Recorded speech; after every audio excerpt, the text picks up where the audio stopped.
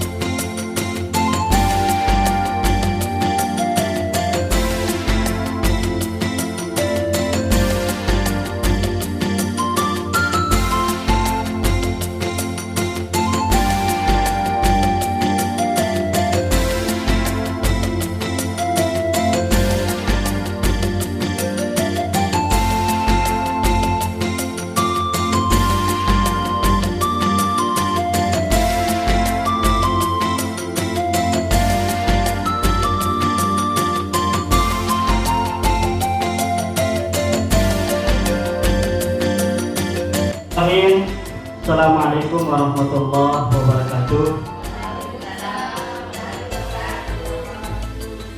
Hamdan wa syukran lillah, nahmadu wa sallim ala rasulillah ma ba'd. Alhamdulillah, Bapak Ibu yang kami hormati, marilah kita senantiasa bersyukur kepada Allah Subhanahu wa taala karena pada pagi menjelang siang ini kita diberikan kesehatan, kekuatan sehingga kita dapat bertatap muka, tentunya dalam rangkaian tugas kami sebagai PPP Angkatan 9 Kabupaten Sidrap, yaitu dalam rangka penyelesaian aksi nyata budaya positif. Bapak Ibu yang saya hormati, selanjutnya selawat dan taslim senantiasa tercurahkan kepada baginda Rasulullah SAW sebagai Nabi pembawa rahmatan lil alamin di dunia wal akhirat. Bapak Ibu yang kami hormati, kebetulan di sekolah kita di SD Negeri Limomojong ini ada 2 CGT yang bersamaan, yaitu saya sendiri, Jumadi, kemudian ibu guru kita yang hebat yaitu Ibu Mustika, yang insya Allah akan bergantian memaparkan materi budaya positif dengan maksud dan tujuan adalah bagaimana materi ini setelah kami terima, maka tugas kami adalah melakukan aksi nyata mengimbaskan kepada Bapak Ibu sekalian supaya Bapak Ibu bisa juga menerapkan di kelasnya atau di sekolah kita masing-masing. Untuk menghemat waktu, maka baiklah, karena materi ini ada 6 bagian intinya, maka kami bagi 2. Ibu Mustika mengambil 1 sampai 3, insya Allah akan saya lanjutkan 4 sampai 6. Oke, terima kasih Bapak Ibu sekalian. Baiklah, akan saya serahkan kepada Ibu Mustika untuk memulai materinya. Terima kasih. Assalamualaikum warahmatullahi wabarakatuh. Bismillahirrahmanirrahim. Assalamualaikum warahmatullahi wabarakatuh. Waalaikumsalam warahmatullahi wabarakatuh. Bagaimana kabarnya Ibu Guru hebat? Baik. Sebelum saya memaparkan materi tentang budaya positif, terlebih dahulu kita melakukan Miss Breaking. Ya, Ibu, Bapak Guru silakan berdiri dulu.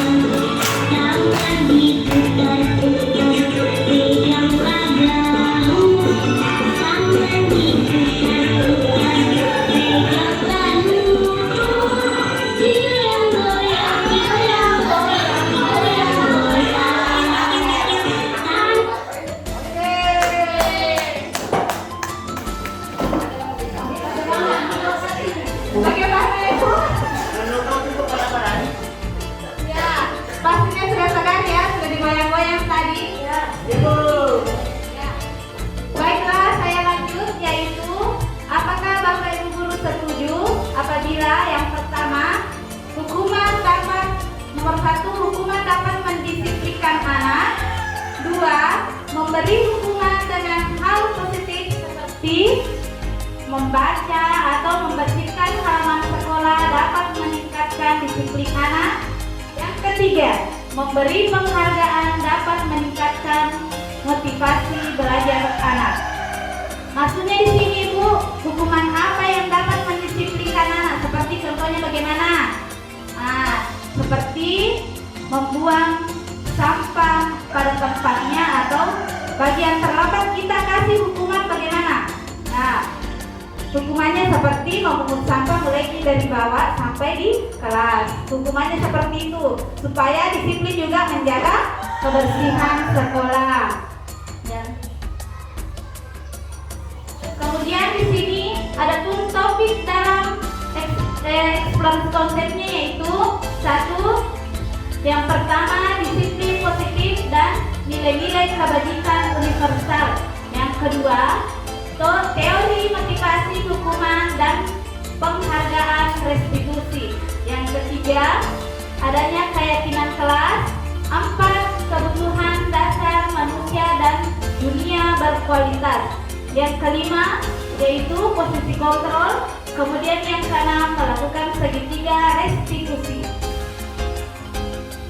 Selanjutnya, adapun yaitu mengenai disiplin positif dan nilai-nilai kebajikan universal. Adapun perubahan paradigmanya ialah kegiatan kepalan tangan. Seperti contohnya kita kepalkan tangan tak. Ya, ada A dan ada B. Ada Anda dan teman Anda. Sobeklah secari kertas kecil, tuliskan benda atau suatu yang sangat berharga untuk Anda. Letakkan di salah satu tangan Anda dan genggam benda atau sesuatu tersebut dengan segala daya. Buatlah sebuah kepala. Kemudian yang kedua, teman Anda B akan mencoba dengan sekuat tenaga dengan berbagai cara untuk meminta Anda memberikan benda tersebut. Bisa dapat membujuk, mengancam, menghardik, merayu, menyuap, apa saja agar dapat membuka kepalan tangan Anda. Apa yang terjadi? Oke, baiklah Bapak Ibu sekalian, saya berkolaborasi dengan Ibu Guru kita. Tadi luar biasa penyampaian materinya. Sekarang untuk memperhatikan ini, maka silakan Bapak Ibu sekalian kepalkan tangan kanannya. Kepalkan tangan kanannya. Ya. Ya, sudah ya. Selanjutnya Bapak Ibu sekalian, saya paksa. Silakan buka. Anggaplah bahwa dalam kepalan tangannya, anggaplah bahwa dalam kepalan tangannya tadi seperti di atas adalah sesuatu yang sangat berharga buat diri kita. Entah apakah itu. Adalah sangat berharga buat diri kita. Nah, buat diri kita. Saya mencoba merayu, membujuk atau bahkan membentak Bapak Ibu sekalian. Coba silakan buka. Bapak Ibu saya kasih uang 100.000 untuk melepaskan yang sangat berharga dalam kepalan tangan Bapak Ibu. Silakan dibuka. Masih tidak mau? Saya kasih uang 500.000 untuk membuka sesuatu yang sangat berharga di kepalan tangan Ibu. Ya, bagaimana? Berharga banget ya yang ada di sini ya. Kalau Bapak Ibu tidak buka, maka saya tangguhkan 1 juta. kenaikan pakatnya yang PNS. Yang PNS ditangguhkan kenaikan pakatnya. Bagaimana Bapak Ibu sekalian? Tidak bisa juga terbuka? Tidak bisa. Oke, Bapak Ibu sekalian, silakan selesai.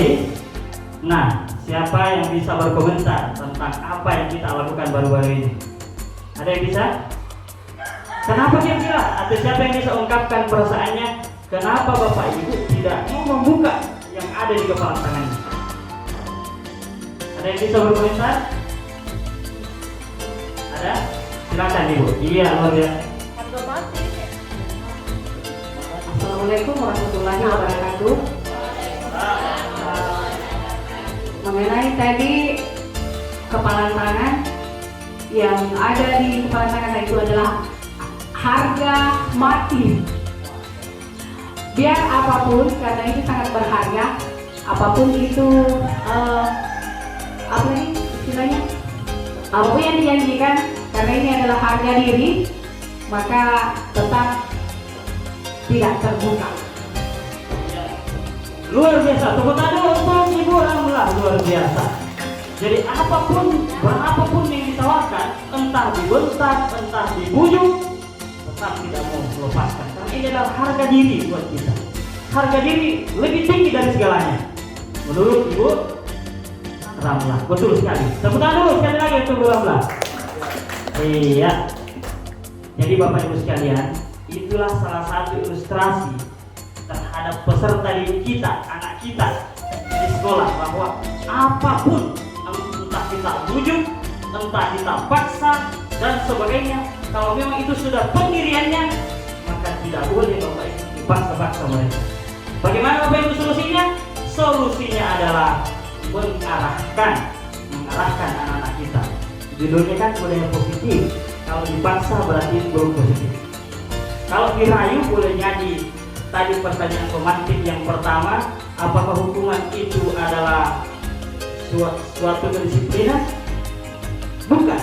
Kenapa? Karena itu hanya bersifat sementara saja. Kalau tidak ada di hukuman, dia melakukan karena hanya menghindari hukuman, bukan dari dalam dirinya. Maka seperti Bapak Ibu yang lakukan tadi, Bapak Ibu tidak melepaskan karena harga diri itu dari dalam. Dan tidak bisa dipengaruhi oleh orang luar, tidak bisa dipengaruhi oleh orang luar. Siapapun itu, bapaknya, mamanya, karena memang itu kemandiriannya sudah tangguh, maka tidak bisa dipaksa. Jadi, Bapak Ibu sekalian, intinya adalah apapun yang menjadi pribadi seseorang sangat sulit untuk dipaksa, tetapi bisa diarahkan. Makanya Bapak Ibu sekalian, marilah kita mengarahkan peserta didik kita. Terima kasih luar biasa. Saya serahkan kembali ke Ibu Tika. Ya, adapun tadi perubahannya sudah dilakukan ya, seperti contohnya yang dilakukan oleh Bapak Kepala Sekolah. Ibu, saya akan bacakan kembali. Adapun ilusi guru sebagai mengontrol murid, ilustrasi bahwa kritik dan membuat orang merasa dapat menguatkan karakter. Ilusi bahwa semua perbuatan positif efektif dan bermanfaat. Ilusi bahwa orang dewasa memiliki hak untuk memaksa dalam hal positif. Selanjutnya, ya, siapa sesungguhnya yang memiliki kontrol? Yang pertama, kita berusaha memahami pandangan orang lain tentang dunia. Kemudian, semua perilaku memiliki tujuan. Kemudian, hanya Anda yang bisa mengontrol diri Anda sendiri. Kemudian, kolaborasi dan konsensus menciptakan pilihan-pilihan baru.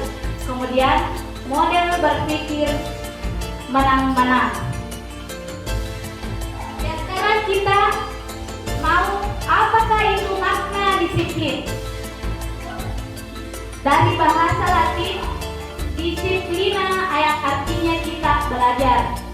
Makna asal dari kata ini berkonotasi dengan disiplin dari diri murid-murid Socrates dan Plato. Kemudian, disiplin diri membuat orang menggali potensinya menuju sebuah tujuan apa yang dia hargai. Kemudian, namun dalam budaya kita, makna disiplin adalah berubah menjadi sesuatu yang dilakukan seseorang pada orang lain untuk mendapatkan kepatuhan. Kecenderungan umum adalah menghubungkan kata disiplin dengan ketidaknyamanan, bukan dengan apa yang kita hargai atau mencapai suatu tujuan mulia. Adapun nilai-nilai kebajikan universalnya ialah sifat-sifat positif manusia yang merupakan tujuan mulia yang ingin dicapai setiap individu. Nilai-nilai tersebut bersifat universal dan lintas bahasa, suku, bangsa, agama maupun latar belakang. Setiap perilaku perbuatan memiliki suatu tujuan. Menurut Dr. William Glasser pada teori kontrol tahun 1984. Yang kedua, dengan mengaitkan nilai-nilai kebajikan yang diyakini seseorang, maka motivasi intrinsiknya akan terbangun sehingga menggerakkan motivasi dari dalam untuk mencapai tujuan mulia yang diinginkan. Kemudian, ada pun nilai-nilainya yang dicapai oleh setiap anak Indonesia kita kenal dengan profil pelajar Pancasila, yaitu beriman dan bertakwa kepada Tuhan Yang Maha Esa dan berakhlak mulia, mandiri, bernalar kritis, berkebinekaan global, bergotong royong, dan kreatif. Seperti dalam lagu ya. Kemudian, ya sekarang kita masuk di pembelajaran teori motivasi, hukuman, dan penghargaan restitusi. Adapun teori motivasi perilaku manusia, diantaranya 1. Menghindari ketidaknyamanan atau berupa hukuman. Apa yang terjadi apabila saya tidak melakukannya itu termasuk motivasi eksternal. Kemudian yang kedua, untuk mendapatkan imbalan dari orang lain, institusi, apa yang akan saya dapatkan apabila saya melakukannya itu termasuk apa? Motivasi eksternal. Kemudian yang ketiga, untuk menghargai diri sendiri, saya akan menjadi orang yang seperti apa apabila saya melakukannya, itu termasuk motivasi internal, yaitu tujuan disiplin positif. Ya, menurut Ki Hajar Dewantara, merdeka itu artinya tidak hanya terlepas dari pemerintah, akan tetapi juga mencakap buat memerintah diri sendiri.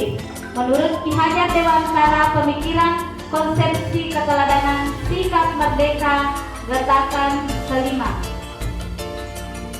Ya, dihukum oleh penghargaan, yaitu bahwa penghargaan berlaku sama dengan hukuman, dalam arti meminta atau memujuk seseorang melakukan sesuatu untuk memenuhi suatu tujuan tertentu dari orang yang meminta atau membujuk. Dorongannya eksternal dan ada faktor ketergantungan. Beberapa dampak dari pemberian penghargaan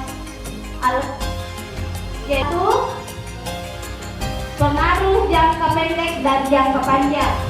Yang kedua, penghargaan menghukum. Yang ketiga, penghargaan mengurangi ketepatan. Yang keempat, penghargaan tidak efektif. Yang kelima, penghargaan merusak hubungan. Seperti tadi contohnya yang kepelantangan ya, yaitu berupa suatu apa? Ada berupa jangka pendek dan jangka panjang. Ada juga penghargaan berupa suatu hukuman, penghargaan mengurangi ketepatan, dan penghargaan tidak efektif.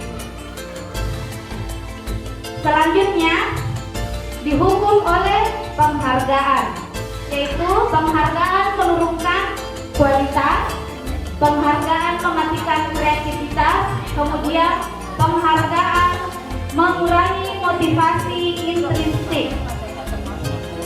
Selanjutnya, adapun bentuk kebajikan atau apresiasi yang dilakukan ialah dalam memberikan apresiasi atau pengakuan perlu diingatkan beberapa hal, yaitu terdiri dari kita memberikan dukungan secara khusus, kemudian memberikan penguatan secara pribadi, memberikan pengakuan secara pribadi, kemudian memberi pengakuan kepada semua murid atau bergantian. Selanjutnya, memberikan pengakuan secara konsisten, kemudian berfokus pada suatu proses pembelajaran yang akan dilakukan. Adapun contoh pengakuan atau apresiasi kebajikan ialah membuka seperti kemarin saya perhatikan rasa empatimu besar sekali pada saat menolong murid baru di kelas kita. Seperti ibu saya kasih contoh ini ya, kita memperhatikan suatu murid, misalnya ada murid bagaimana yang seperti rasanya dikucilkan atau tidak ada temannya yang mau bicara sama dia, kita memberikan rasa apa yang kita kasih, yaitu bila kebajikannya rasa empati, kemudian situasinya kita kondisikan bagaimana itu. Nah, kita harus menolong murid yang ada di kelas kita. Kemudian yang kedua, saya menghargai. Bila kebajikan yang dilakukan ialah kepedulianmu. Kemudian situasinya pada saat bagaimana? Pada saat kamu membantu teman-temanmu di tugas kelompok ini sebagai tugas kelompok yang diberikan supaya bisa bekerja sama bersama teman kelompoknya. Kemudian yaitu terima kasih untuk apa? Kalau kita melakukan sesuatu pasti kita berterima kasih. Kemudian kebajikan yang dilakukan ialah berupa tanggung jawab. Kemudian situasinya pada saat kamu memungut kertas-kertas yang berserakan di lantai. Ya, saya kasih contoh ya. Kita kasih jawaban hukuman atau konsekuensi yang dilakukan nanti. Kalau saya mencatat 100 kali di dalam buku kalimat, saya tidak akan terlambat lagi karena terlambat ke sekolah. Itu berupa hukuman atau konsekuensi. Bapak Ibu? Ya, kita simpan dulu ya konsekuensi. Kemudian lari mengelilingi lapangan basket 2 kali karena terlambat hadir di sekolah. Berupa hukuman atau konsekuensi? Ya, kemudian itu hukumannya. Kemudian yang ketiga, murid diminta untuk push up 15 kali karena tidak menggunakan masker ke sekolah. Itu berupa hukuman atau konsekuensi? Ya. Kemudian yang keempat, menggantikan kertas tugas teman yang telah dicoret-coret. Konsekuensi atau hukuman? Ya, konsekuensi. Kemudian murid disuruh untuk membersihkan tumpahan air di meja tulis karena tersenggol pada saat belajar.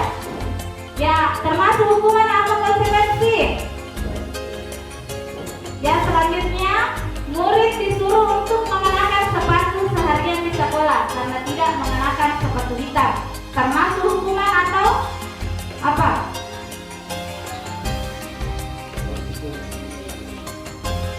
Ya, konsekuensi. Selanjutnya lari mengelilingi lapangan basket 2 kali karena terlambat 10 menit untuk belajar PJOK. Hukumannya. Selanjutnya kita lihat apakah itu. Ya, yang pertama tadi itu apa? Berupa hukuman. Yang kemudian lari mengelilingi lapangan basket itu merupakan hukuman. Kemudian murid diminta untuk push up, itu berupa juga hukumannya. Kemudian menggantikan kertas tugas teman yang telah dicoret-coret, berupa konsekuensi. Kemudian membersihkan tumpahan air di meja tulis karena tersenggol pada saat belajar, itu merupakan konsekuensi. Kemudian murid disuruh untuk mengenakan sepatu harian karena tidak mengenakan sepatu hitam, berupa suatu hukuman. Kemudian lari mengelilingi lapangan basket 2 kali karena terlambat 10 menit untuk belajar PJOK, merupakan suatu konsekuensi. Ya, adapun perbedaan hukuman dan konsekuensi. Yang pertama, sesuatu yang menyakitkan harus terjadi. Konsekuensinya yaitu sesuatu harus terjadi. menyakitkan bagi siswa. Jadi sesuatu yang sudah terjadi, yang harus terjadi. Kemudian membuat anak sakit atau fisik maupun hati untuk jangka waktu lama. Konsekuensinya membuat anak merasa tidak nyaman dalam jangka waktu pendek. Adapun paksaan atau anak membenci kedisiplinan. Konsekuensinya anak menghargai disiplin. Hukuman, paksaan, stimulus atau tanggapan. Mendorong anak menyakiti diri sendiri. Konsekuensinya mendorong agar anak mudah menyelesaikan diri. Hukuman, konsep diri yang buruk. Konsekuensinya konsep diri yang baik. Kemudian hukuman, anak belajar untuk menyembunyikan kesalahan. Konsekuensinya anak belajar untuk memenuhi peraturan. Kemudian hukuman, marah, rasa bersalah, dipermalukan, merasa tidak dihargai, yaitu konsekuensinya kehilangan hak, dibuat tidak nyaman, diasingkan untuk sementara atau time out. Ya, sekarang kita apa itu restitusi? Restitusi adalah proses menciptakan kondisi bagi murid untuk memperbaiki kesalahan mereka sehingga mereka tidak bisa kembali pada kelompok mereka dengan karakter yang lebih kuat. Restitusi juga merupakan proses kolaborasi yang mengerjakan murid untuk mencari solusi untuk merasa mereka dan membantu murid berpikir tentang orang seperti apa yang mereka inginkan menjadi tujuan mulia. Bagaimana mereka harus memperlakukan orang lain sebagaimana mestinya. Adapun ciri-ciri restitusi ialah yang pertama, bukan untuk menembus kesalahan, namun untuk belajar dari kesalahan yang telah dibuat. Kemudian yang kedua, memperbaiki hubungan. Yang ketiga, tawaran bukan dengan paksaan. Yang keempat, restitusi menuntun untuk melihat ke dalam diri. Kelima, restitusi mencari kebutuhan dasar yang didasari tindakan. Kemudian yang keenam, restitusi diri adalah cara yang paling baik. Kemudian yang ketujuh, fokus pada karakter bukan tindakan. 8, fokus pada solusi. 9, mengembalikan murid yang berbuat salah pada kelompoknya.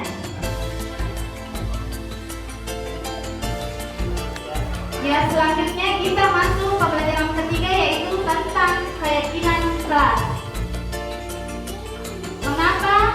Mengapa tidak peraturan saja? Mengapa harus dengan memakai keyakinan? Peraturan dan keyakinan kelas itu beda ya. Saya bacakan dulu di atas tentang mengapa kita memiliki peraturan menggunakan helm apabila kita mengendarai roda 2. Maksudnya itu, kan itu sebuah apa? Sebuah peraturan ya, karena dalam mengendarai motor kita harus memakai helm. Kemudian mengapa kita memiliki peraturan 3M? Menggunakan masker, mencuci tangan, dan menjaga jarak 1,5 meter. Itu merupakan apa? Peraturan atau itu merupakan sebuah peraturan di masa pandemi ya. Karena kita diharuskan memakai masker, mencuci tangan, dan menjaga jarak. Mengapa kita memiliki peraturan harus datang tepat waktu pada saat mengikuti pelatihan? Di sini Bu, Bapak, kita harus membedakan yang mana peraturan dan mana yang merupakan keyakinan dalam kelas. Ya, ini contohnya ya. Yang merupakan keyakinan kelas ialah kami, guru dan murid saling menyayangi. Kemudian yang kedua, kami murid yang semangat untuk belajar. Kemudian yang ketiga, kami murid yang peduli dengan teman-teman. Adapun kesepakatan kelas yang dilakukan ialah apa itu? Datang tepat waktu dan mengucapkan salam apabila bertemu Bapak Ibu guru di jalan.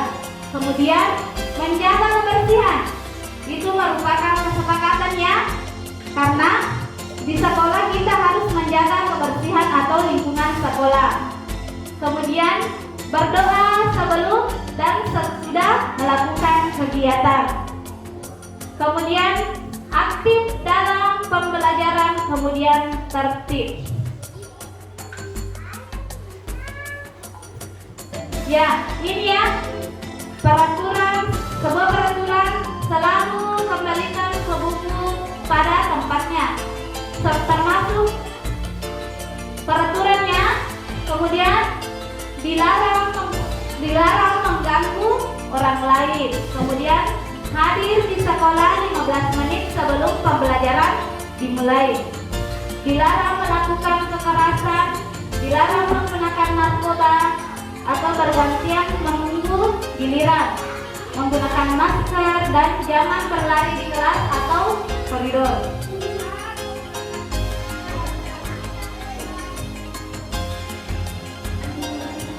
Oke, baiklah Bapak Ibu sekalian.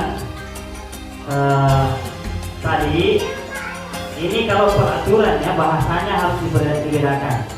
Jadi tadi ini yang pertama yang disampaikan oleh Bu Mustika, yang warna hijau, coba amati dulu.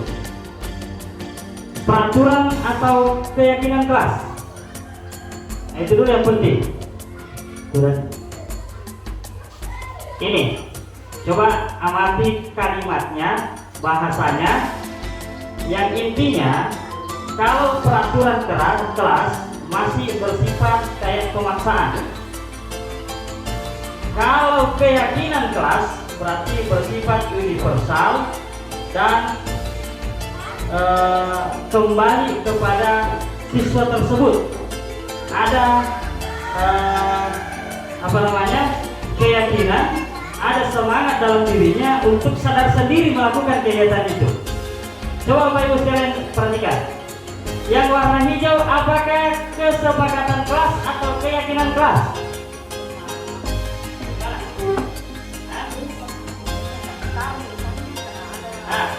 Bacanya datang tepat waktu mengucapkan salam, kemudian menjaga kebersihan sekolah, kemudian berdoa sebelum dan sesudah kegiatan, kemudian aktif dalam pembelajaran, dan terakhir tertib.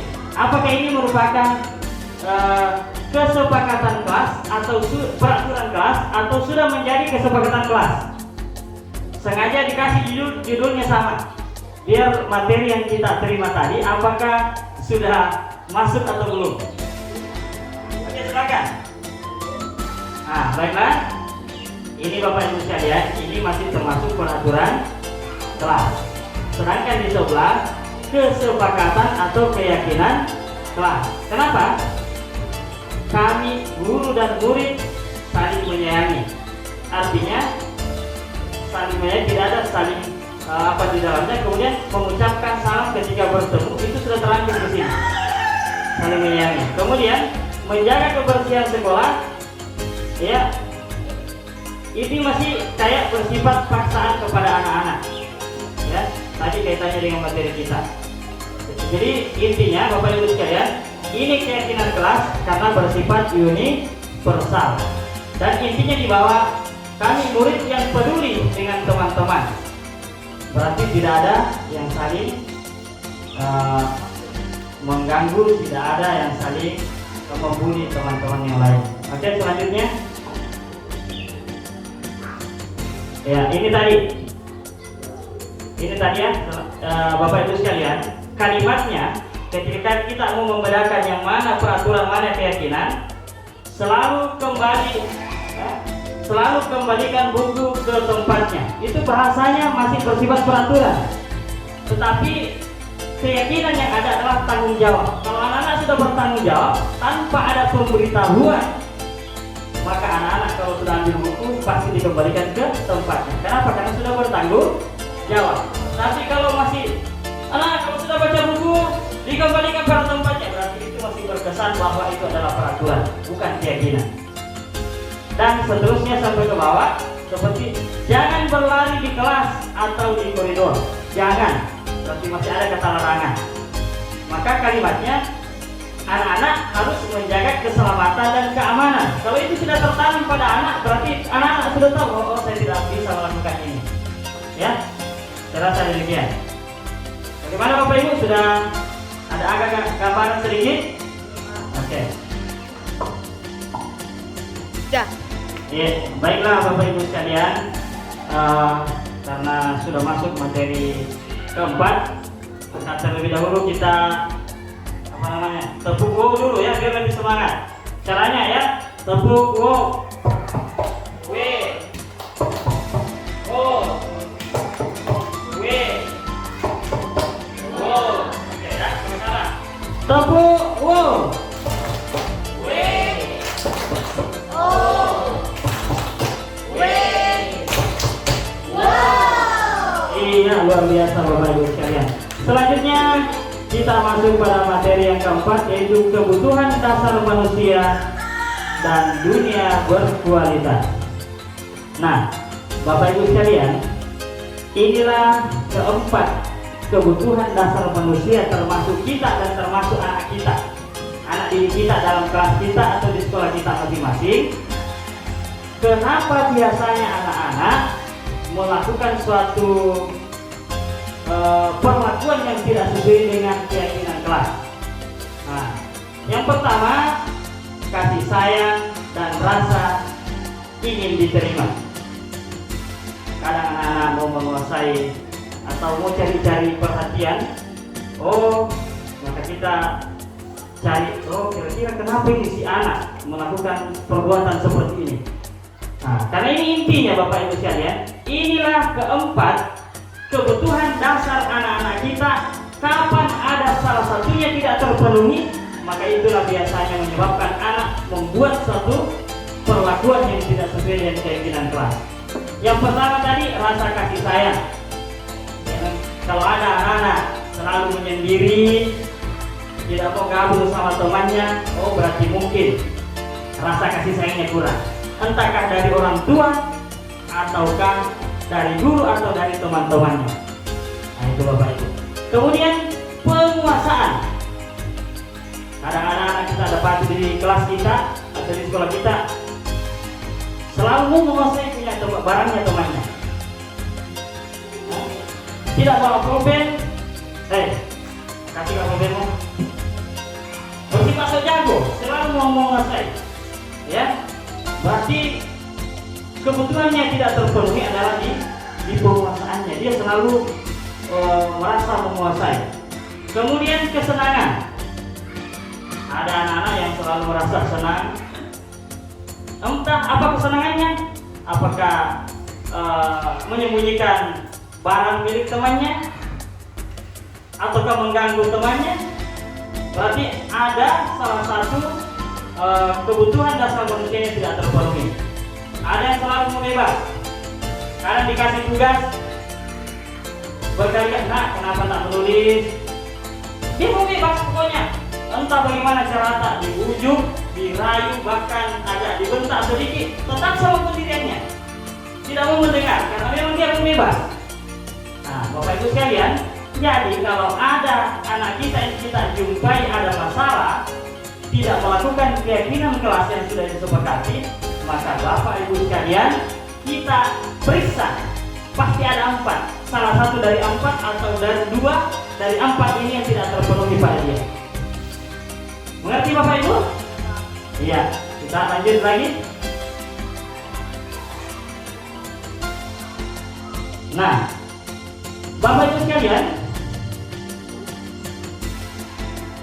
kita masuk ke lanjutan dari ini adalah bagaimana tindakan Bapak Ibu sekalian ketika melihat tadi si anak, ada salah satu siswa kita yang tidak terpenuhi kebutuhan dasarnya, maka disinilah Bapak Ibu sekalian berfungsi 5 posisi kontrol bagi guru ya. Ini yang pertama adalah penghukum ya, penghukum. Apa itu maksudnya? Kalau Bapak Ibu masih menghardik, menunjuk-nunjuk, menyakiti, menyindir, maka itu Bapak Ibu masih berada di posisi menghukum anak. Nah, kemudian membuat orang merasa bersalah. Membuat orang merasa bersalah, diberikan ceramah, pengamatan. Seharusnya, nak, kamu begini, jangan kecewakan ibu.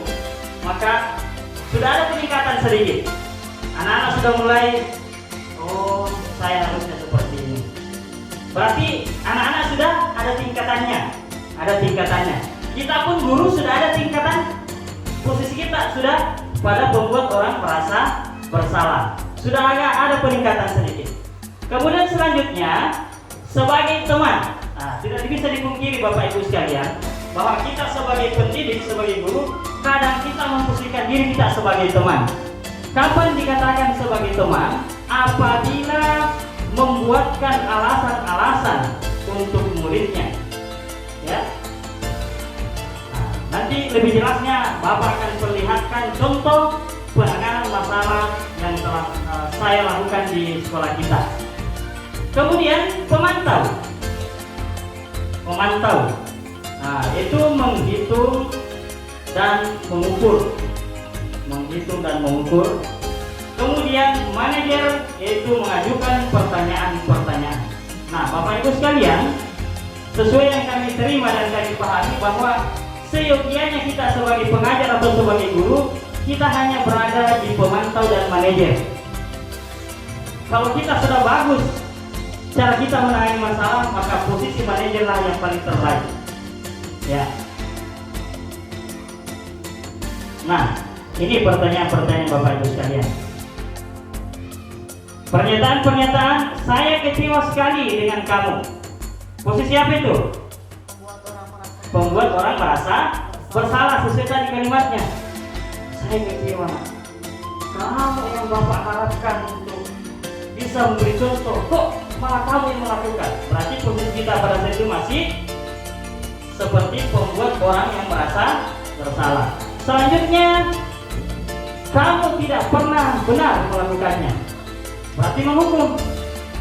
Kamu itu kalau ada disuruhkan tidak pernah benar.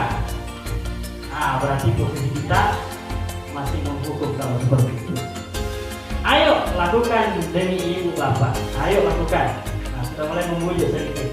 Berarti sudah seperti teman. Ayo, mari kita sama-sama bersihkan kelas kita. Ayo. Nah, berarti kita membersihkan diri kita sebagai teman. Apakah kamu mendapatkan stiker bintang hari ini? Nah, selalu ada bintang-bintangnya, samanya anak SD kelas 1 atau TK biasanya itu dapat bintang, ya. Berarti itu adalah masih posisi pemantau, hanya melihat-lihat siapa yang bagus sifatnya, cepat selesai tugasnya, dapat bintang 3. Maka anak-anak tertanam dalam, oh saya mau dapat bintang. Berarti itu adalah posisi pemantau. Kemudian, bagaimana kamu bisa menyelesaikan masalah ini? Berarti posisi manajer. Posisi manajer Bapak Ibu sekalian, kita hanya mengajukan pertanyaan-pertanyaan kepada si anak, anak sendiri menemukan jawabannya. Kita hanya mengantar saja. Nanti anak-anak yang temukan sendiri jawabannya. Nah. Kemudian yang terakhir, kamu selalu yang paling terakhir. Kamu setiap hari dan terlambat. Berarti itu masih menghukum. Baiklah Bapak Ibu sekalian, coba saksikan video ini. Ini yang pernah kami lakukan restitusi kelas, ya. Segitiga restitusi ini yang pernah kami lakukan. Diamati baik-baik.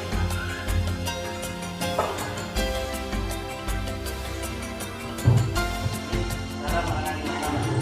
Prestasi yang terlalu di sekolah tentu kita menurut Risa, apa yang menyebabkan kamu sering dalam terlambat ke sekolah? Nampak ada suami terlambat kami. Oh, orangnya jam berapa hari tidur? Pasti belajarnya sampai larut malam. Ya,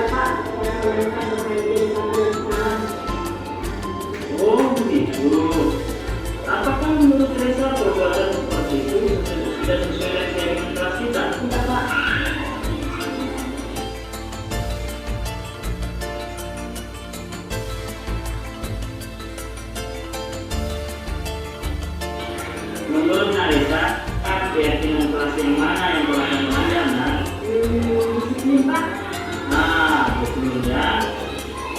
Baiklah Arisa, menurut Arisa, apakah disiplin itu penting? Penting, Pak. Mengapa, Nak? Karena disiplin akan membuat kehidupan menjadi terakhir, Pak. Baik, betul sekali ya. Disiplin itu selain membuat kehidupan kita lebih teratur, juga dapat membuat pekerjaan bisa selesai tepat waktu. Nah, dan dengan disiplin itu tidak merugikan diri kita, begitu pula orang lain. Lalu, apa rencana Arisa agar masalah ini bisa diperbaiki? Nah, Saya akan mengatur waktu dengan baik, tidak lagi memainkan permainan malam. Saya akan tidur lebih awal agar dapat cukup tidur dan tidak akan sampai siang lagi. bagus, luar biasa rencana Arisa. Bapak juga akan berencana untuk bekerja sama dengan orang tuamu untuk membantu Arisa agar rencana baiknya dapat terlaksana. Sama-sama, baiklah Arisa, maka kembali ke kelasnya untuk belajar. Iya, baiklah Bapak Ibu sekalian. Setelah melihat video yang kami tampilkan, maka kurang lebih seperti itulah yang namanya posisi manajer. Ya, kita hanya menuntun anak-anak. Kenapa itu terlambat? Nah, ya, seperti pertanyaan tadi. Jawab, kamu itu tiap hari terlambat terus. Jadi itu kalau bahasa itu berarti kita menghukum. Kita coba merayu, membujuk dengan melakukan pertanyaan-pertanyaan, dan diharapkan pertanyaan kita senantiasa mengantar anak-anak untuk menemukan jawabannya sendiri. Maka itulah posisi manajer. Ya, baiklah Bapak Ibu sekalian. Selanjutnya yang terakhir adalah segitiga restitusi. Nah, Bapak Ibu sekalian, ini sangat erat kaitannya dengan materi yang baru-baru kita lewati, yaitu 5 posisi kontrol. Berarti itu bagiannya guru tadi, bagaimana mengontrol siswanya. Sekarang yang ketiga adalah bagaimana langkah penerapan segitiga restitusi yang Bapak Ibu bisa lakukan untuk mengatasi atau menyelesaikan masalah yang ada ketika ada muncul di kelas kita, ada muncul di sekolah kita yang dilakukan oleh siswa kita yang tidak sesuai dengan keyakinan kelas yang kita sudah sepakati. Nah, yang pertama, menstabilkan identitas.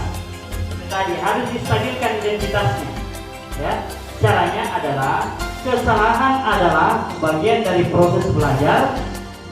Menggores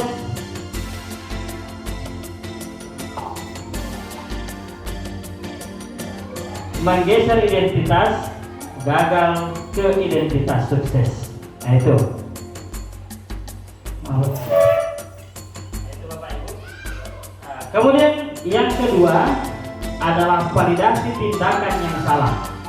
Nah, kita di sini sudah mulai tadi menstabilkan identitas dulu. Cara menstabilkan, ditanyakan sama anak. Saya dengar Nak Reza sering datang terlambat ke sekolah ya. Nah, itu tadi berarti distabilkan supaya anak jangan selalu merasa bersalah, jangan kayak mau dihukum dan sebagainya. Kita stabilkan dulu biar identitasnya jelas bahwa saya ini adalah mau diperbaiki. Nah, distabilkan identitasnya. Kemudian validasi tindakan yang salah. Bapak Ibu sudah melakukan validasi atau mengecek tindakan apa yang dilanggar, tindakan apa yang tidak sesuai yang dilakukan. Nah, berdasarkan prinsip bahwa semua manusia memiliki kebutuhan dasar yang harus dipenuhi. Tadi itu 4 kebutuhan dasar yang harus dipenuhi. Kapan 4 kebutuhan dasar tidak terpenuhi, maka itulah biasa muncul masalah terhadap siswa kita. Selanjutnya, menggeser pemikiran guru dari stimulus respon menjadi proaktif. Karena biasa itu langsung kita respon cepat, itu biasa kerangka berpikir kita belum bagus untuk menghadapi anak-anak. Kadang kita masih emosi, maka kita dulu menjadi proaktif memperbaiki respon kita terhadap anak. Selanjutnya, mengenali dan mengakui kebutuhan murid akan memperbaiki hubungan guru dengan murid. Nah, seperti tadi yang Bapak lakukan, Bapak juga kok dulu pernah lakukan. Waktu saya masih seumuran kamu kok.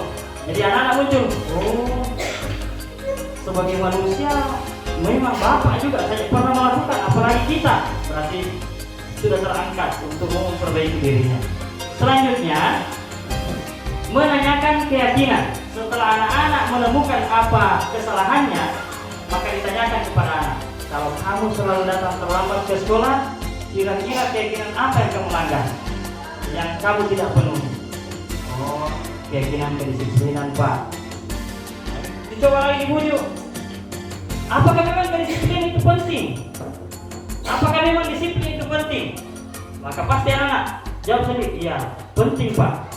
Karena dengan disiplin maka kehidupan kita akan teratur. Anak-anak yang jawab sendiri.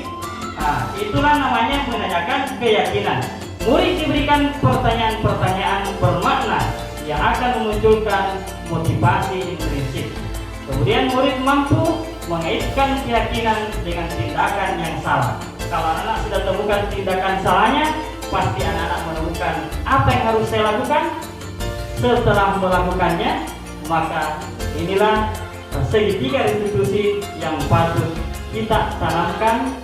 Tetapi Bapak Ibu sekalian, ingat tadi anak-anak melakukan kesalahan atau murid kita melakukan kesalahan apabila ada 4 kebutuhan dasarnya tidak terpenuhi. Tetapi kita sebagai pendidik harus menangani anak-anak dengan 5 posisi kontrol tadi. Apakah sebagai penghukum, apakah sebagai pembuat merasa bersalah, ataukah sebagai teman, ataukah sebagai apa tadi? Yang keempat, pemantau, dan yang kelima adalah manajer. Tapi saya sarankan kepada Bapak Ibu sekalian, mari kita memposisikan diri kita sebagai manajer. Nah, dalam menangani masalah yang dilakukan oleh siswa kita di kelas atau di sekolah, caranya adalah segitiga restitusi.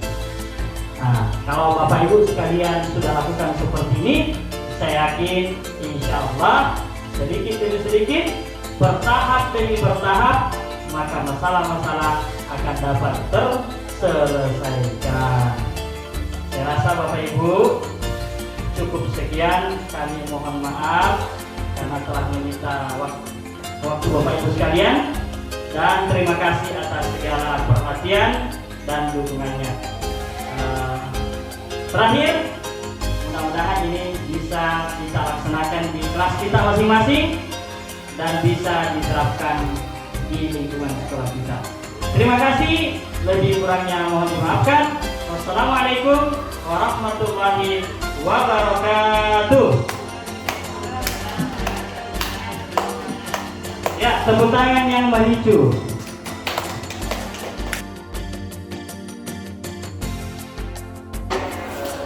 Bismillahirrahmanirrahim. Assalamualaikum warahmatullahi wabarakatuh. Perkenalkan, nama saya Pak Di SPD dari UPT SD Negeri Limamojong. Di sini saya selaku rekan sejawat dari Bapak Jumadi SPD SD dan Ibu Mustika SPD SD selaku CGP Angkatan 9 Kabupaten Sidendren Rapang yang akan melakukan sebuah aksi nyata di sekolah kami. Menurut kami, Pak Jumadi dan Ibu Mustika adalah Bapak Ibu guru yang kreatif, yang mampu memberikan motivasi kepada kami, sehingga kami selaku rekan sejawat mampu terlibat dan menanamkan apa yang beliau sampaikan melalui materi-materi dari pendidikan guru penggerak. Pada aksi nyata tersebut, beliau menyampaikan beberapa materi. Yang pertama terkait dengan budaya positif, keyakinan kelas, dan segitiga restitusi. Kami selaku rekan sejawat sangat-sangat memahami apa yang beliau sampaikan kepada kami, sehingga kami juga mampu termotivasi dengan arahan-arahan dan materi-materi yang beliau sampaikan. Saya pikir sudah cukup dari saya. Terima kasih, saya ucapkan Assalamualaikum warahmatullahi wabarakatuh.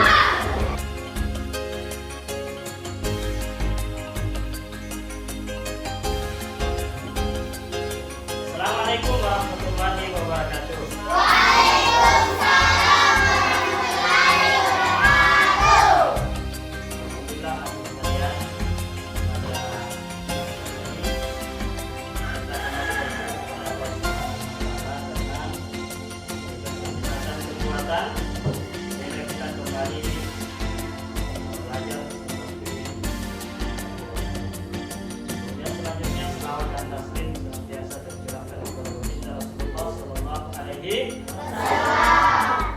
Nah, anak sekalian, bagaimana kabarnya hari ini? Baik. Sehat? Ya. Bagaimana kita semangat belajar untuk hari ini? Semangat. Nah, kalian untuk mengawali pada pertemuan kali ini kita akan membentuk yang namanya kesepakatan kelas atau keyakinan kelas. Yang dulu mungkin kita istilahkan dengan tata tertib kelas. Hari ini kita merubah kalimatnya menjadi peraturan yang akan disepakati di dalam kelas. Ini berlaku di kelas kita, kalau kelas lain kalau dia akan dibuat. Paham ya? Untuk lebih semangatnya mari kita awali dengan masing-masing. Ini atau ada yang siap memimpin doa dulu? Siapa yang siap memimpin doa? Siapa? Biar di tempat saja. Ada kelasnya siapa? Di tempat saja. Siapkan dulu. Siapkan dulu berdoa.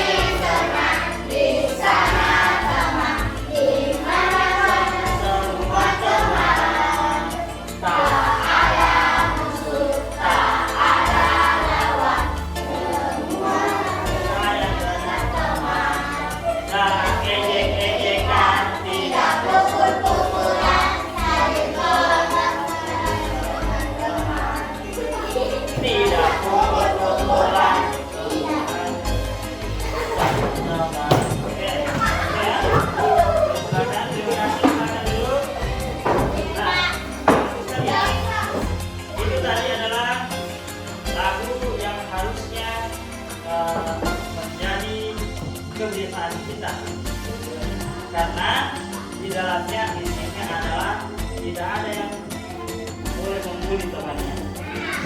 Dalam hal ini tidak ada yang bisa mengejek, tidak ada yang bisa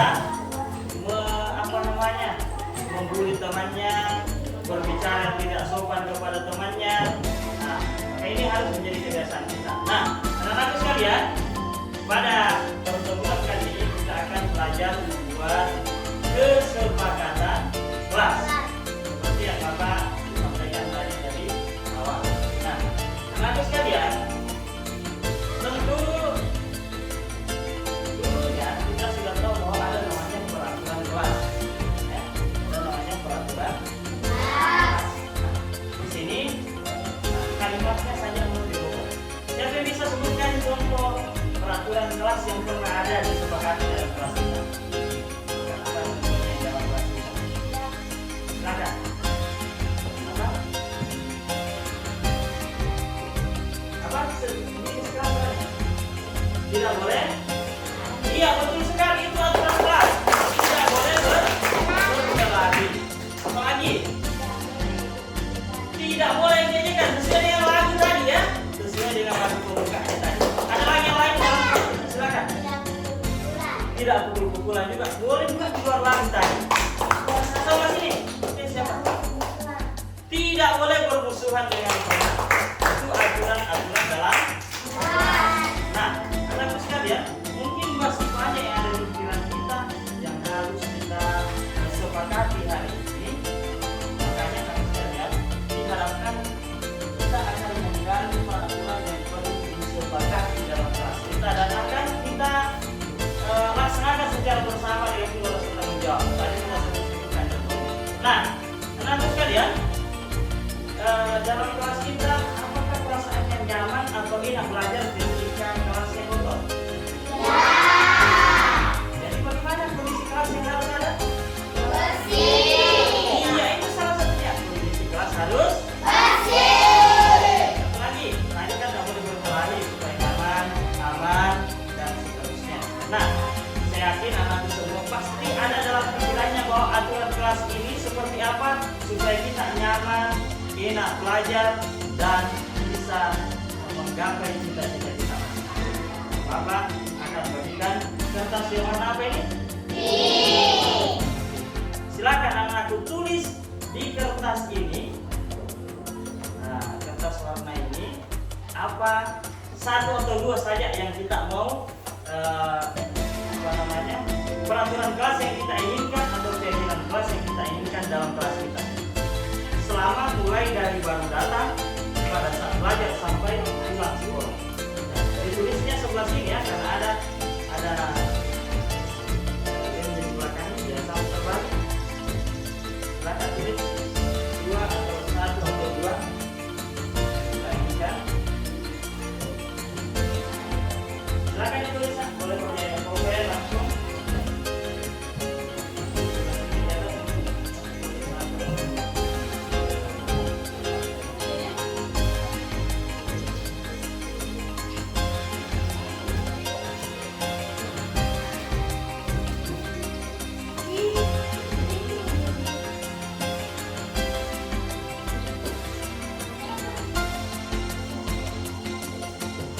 Silakan ditulis anak-anak sekalian.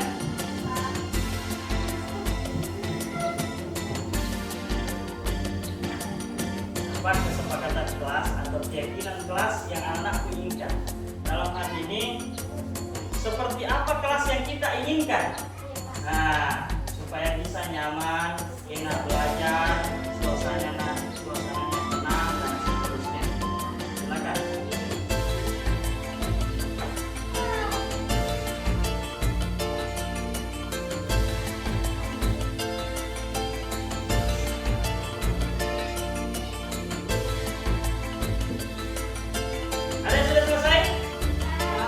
Sudah selesai?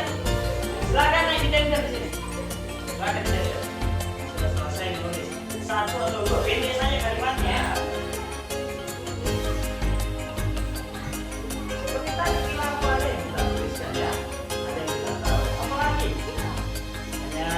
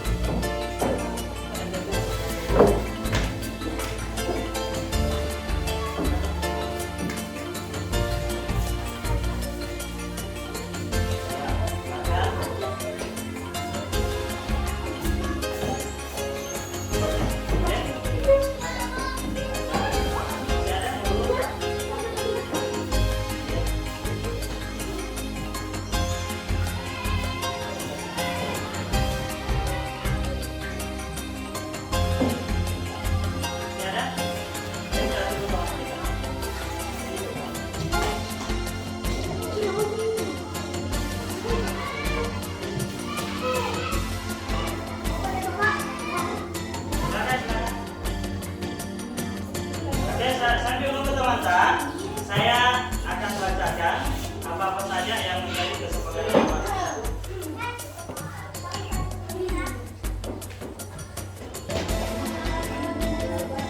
Oke, didengarkan ya. Tidak bulan, resmi tadi barunya. Tidak menyediakan, berarti dalam hal ini tidak boleh membeli. Oke. Selanjutnya, ruangan kelas harus bersih. Itu salah satu kondisi yang bisa membuat kelas kita nyaman adalah harus bersih. Makanya anak-anak sekalian harus menjaga kebersihan kelas. Kemudian harus nyaman. Dalam hal ini kita senantiasa menjaga kondisi kelas kita, tidak boleh ada berkelahi, tidak boleh ada yang teriak-teriak, apalagi membuli temannya dan sebagainya. Apalagi berkelahi tidak boleh. Selanjutnya, ya tidak boleh membuli atau memukul temannya, betul. Tidak ingin kelasnya kotor, ya berarti harus menjaga kebersihan. Apalagi seterusnya suasananya bersih, ya. Kemudian harus datang tepat waktu, ya tidak boleh ada sistem terlambat, ya harus tepat waktu. Kemudian berpakaian rapi dalam kelas, ya berpakaian rapi di dalam kelas. Selanjutnya, ya rata-rata bersih. Tidak boleh membuang sampah sembarangan. Betul sekali, tepuk tangan dulu untuk kita semua. Tidak boleh membuang sampah sembarangan. Intinya harus bersih, basah. Pakainya tadi rapi, kemudian mengerjakan tugas dengan baik, kemudian tidak boleh datang terlambat. Selanjutnya, ya sama, tidak diinginkan sama. Nah, mungkin masih ada yang perlu kita sepakati, atau ini semua tidak di atas sudah ya. Oke, nah sekarang dari semua yang anak-anak kerja di sini yang kita tuliskan, maka itu lagi dari keinginan kita dalam kelas kita. Jadi makanya sekarang anak-anakku, ya kita lanjut ke berikutnya, mengubah peraturan menjadi kalimat positif. Misalnya tadi membuang sampah, tidak boleh membuang sampah sembarangan. Apa contoh kalimat positifnya supaya bagus didengar? Apa kalimatnya? Tidak membuang sampah sembarangan. Kalimatnya harus membuang sampah pada tempatnya. Itu kalimatnya mau dirubah. Makanya dirubah ke kalimat positif. Tadi misalnya tidak berkelahi, tidak boleh membuli, berarti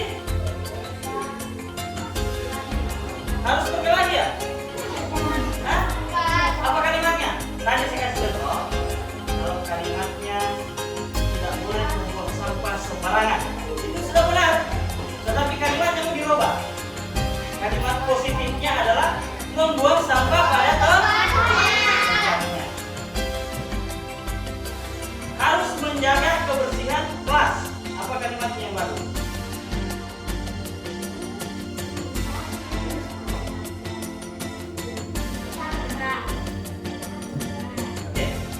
Tadi ya kalau berpakaian rapi ya sudah kalimat positif, berpakaian rapi, ya. Apalagi datang tepat waktu.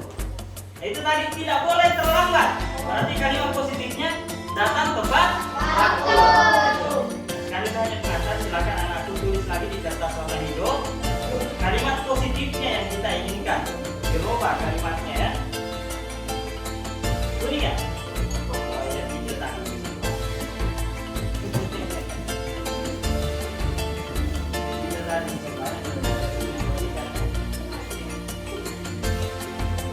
Dan silakan tulis kalimat positif yang diinginkan.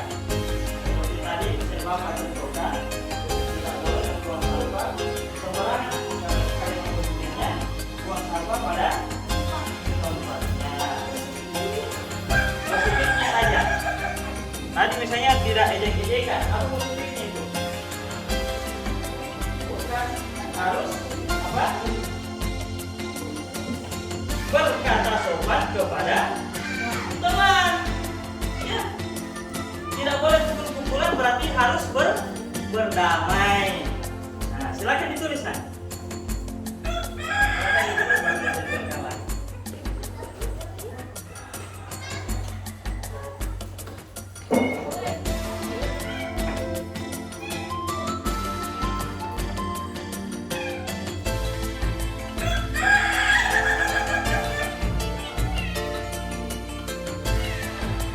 Silakan satu saja. Setiap satu saja ya. Satu atau dua. Tadi kan Bapak sudah sebutkan tadi di atas mana. Selanjutnya kalimatnya mau dirubah. Contoh, tidak boleh membuang sampah pada tempatnya. Maka kalimat positifnya bagaimana? Ya. Tidak boleh membuang sampah sembarangan. Berarti kalimat positifnya membuang sampah pada tempatnya. Tadi menjaga kebersihan. Ada tadi di atas ya, menjaga kebersihan. Apa kalimat positifnya? Membuang sampah pada tempatnya. Silakan ditempel lagi kan? Dari depan nomor 2 ya. Oke, silakan.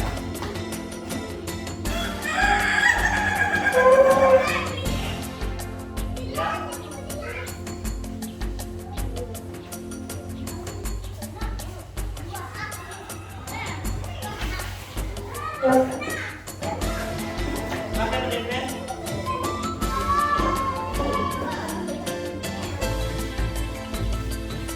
Satu atau dua atau boleh lebih yang ada di dalam. Ya.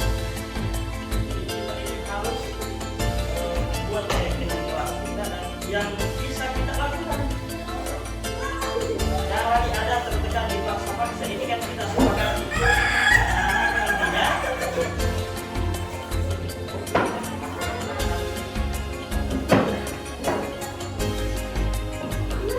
Dan siapa lagi dulu? Ada.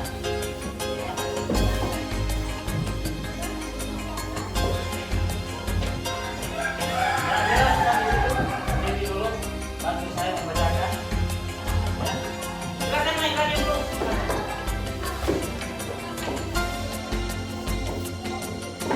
Kita bantu saya nanti membacakan ya. Supaya kita nanti nampak. Ada satu yang lain warnanya ya, karena harus dicari.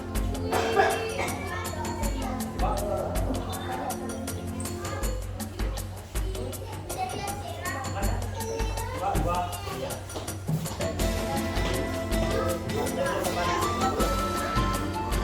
Yang merah silakan, baca dulu nomor 1 yang merah silakan. Iya betul sekali. Apa tadi yang peraturannya di atas? Dilarang membuang sampah sembarangan. Kalimat positifnya adalah membuang sampah pada tempatnya. Yang kedua, iya tidak boleh terlambat. Kalimat positifnya datang tepat atau. Sekali yang ketiga. Oke, sama. Silakan dulu. Terima kasih. Tepuk dulu untuk temannya. Berdamai. Nah, tadi kan ada permusuhan. Berarti harus berdamai. Betul sekali. Tidak apa-apa. Harus berdamai. Ada lagi? Membuang sampah depannya. Berpakaian rapi. Tadi ada yang selalu keluar bajunya, ada yang selalu tak buka kancinya, maka sekarang harus berpakaian rapi. Betul sekali. Selanjutnya kita harus jaga kebersihan dan kedisiplinan. Ya, harus disiplin memang ya. Disiplin waktu tidak boleh terlambat. Nah, selanjutnya berkata sopan kepada teman dan kepada guru. Tadi berkata sopan. Dapat waktu membuang sampah pada tempatnya, berpakaian rapi ke sekolah. Betul sekali. Membuang sampah tempat sama. Oke. Oke, sudah bagus semua. Tepuk tangan dulu untuk kita semua. Selanjutnya, membuka kalimat positif menjadi keyakinan. Tadi kita harus yakin. Ya, kita harus yakin. Tadi membuang sampah pada tempatnya. Keyakinan kita kalau kita membuang sampah pada tempatnya, kira-kira apa keyakinan kita kalau kita membuang sampah pada tempatnya? Kelas kita menjadi bersih. Kalau tadi datang tepat waktu, apa keyakinan yang bisa muncul dalam diri kita? Yang bisa muncul kalau datang tepat waktu adalah disiplin. Apalagi saling menghargai, berkata sopan, berarti menghormati atau menghargai guru dan teman. Tadi di atas ada yang ejek-ejekan, maka harus berkata sopan, berdamai. Nah, silakan Bapak akan bagikan lagi kertas warna hijau untuk menuliskan kata keyakinan. Misalnya tadi ya, yang tadi buang sampah pada tempat. Berarti kalau kita buang sampah tidak yakin bahwa kelas kita akan bersih. Kalau kita berdamai, berarti kelas kita aman. Kalau kita menjaga kebersihan, kelas kita nyaman. Kalau kita berkata sopan, berarti menghargai teman, menghargai guru. Gitu ya? Silakan dituliskan lagi juga. Ya. Itu di atas yang mau dituliskan ya. Tak boleh karena yang sudah ada. Tidak mau dituliskan kalimat keyakinannya. Disiplin kita, bertanggung jawab. Kalau kita menjaga kebersihan itu bertanggung jawab juga ya. Berpakaian rapi, disiplin.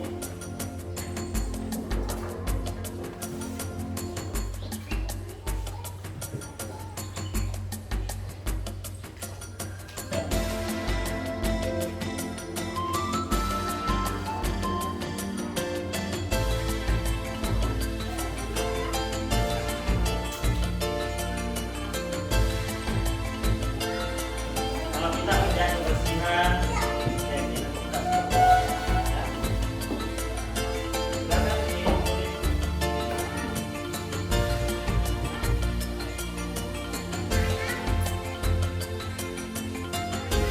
nilai-nilai keyakinan, nilai-nilai kebajikan yang harus muncul ya, nilai-nilai kebajikan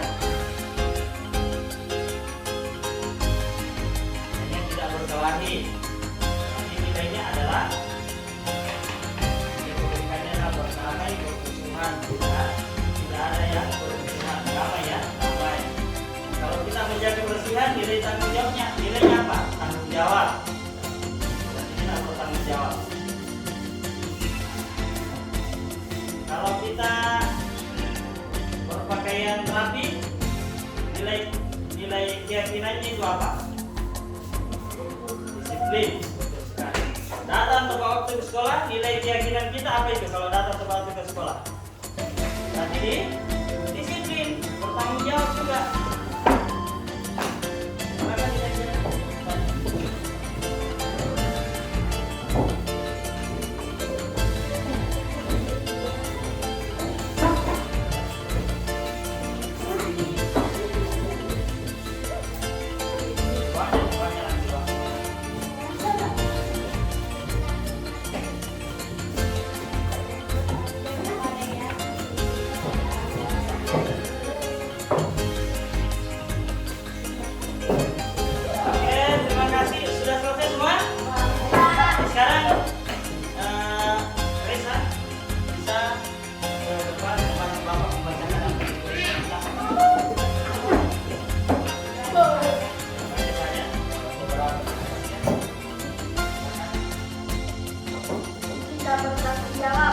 Ya, kalau disiplin bertanggung jawab apa tadi dilaksanakan?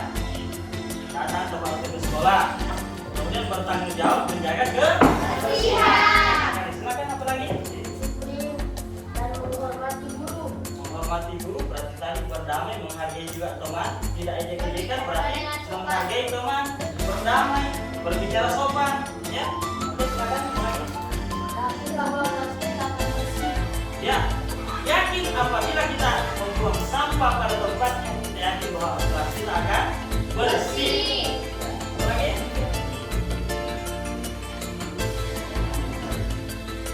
Berbicara dengan sopan, agar kita Oke,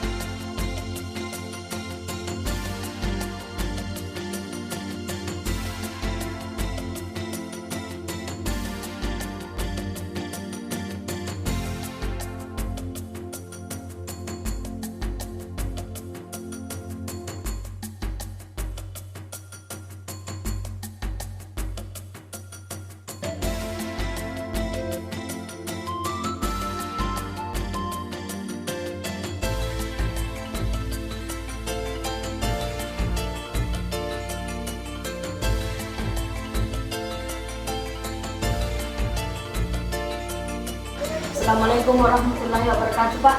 Waalaikumsalam warahmatullahi wabarakatuh. Silakan dulu, Nak. Ya, Pak, terima kasih.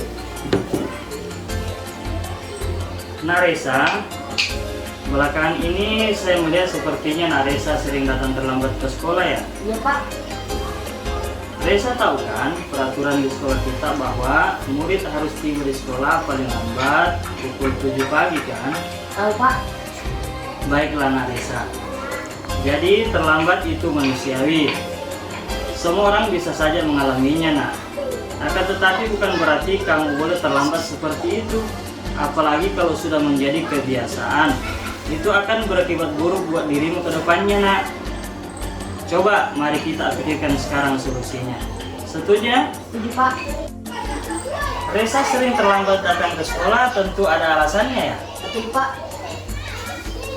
Menurut Resa, apa yang menyebabkan kamu sering datang terlambat ke sekolah? Pak, saya selalu terlambat bangun pagi.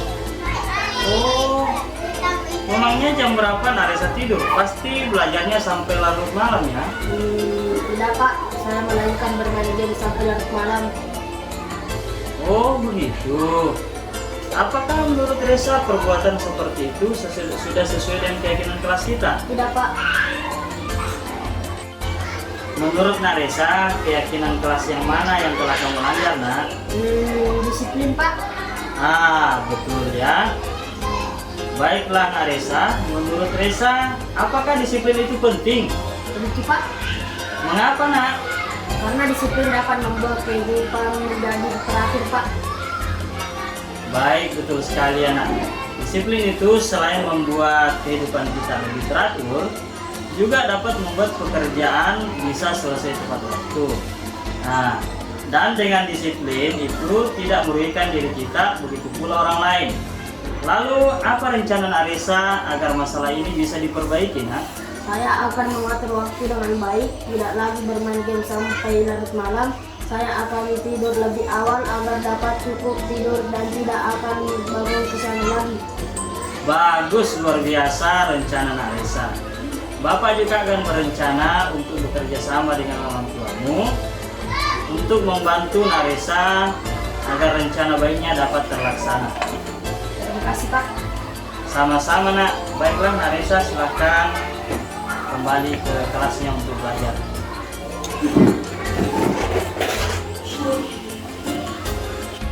Assalamualaikum warahmatullahi wabarakatuh. Perkenalkan, nama saya Resa, siswa kelas 6 UPT SD Negeri 5 Mojong. Saya senang sekali karena telah dibantu oleh guru saya Pak Jumadi menyelesaikan masalah yang saya alami. Terima kasih, Pak. Wassalamualaikum warahmatullahi wabarakatuh.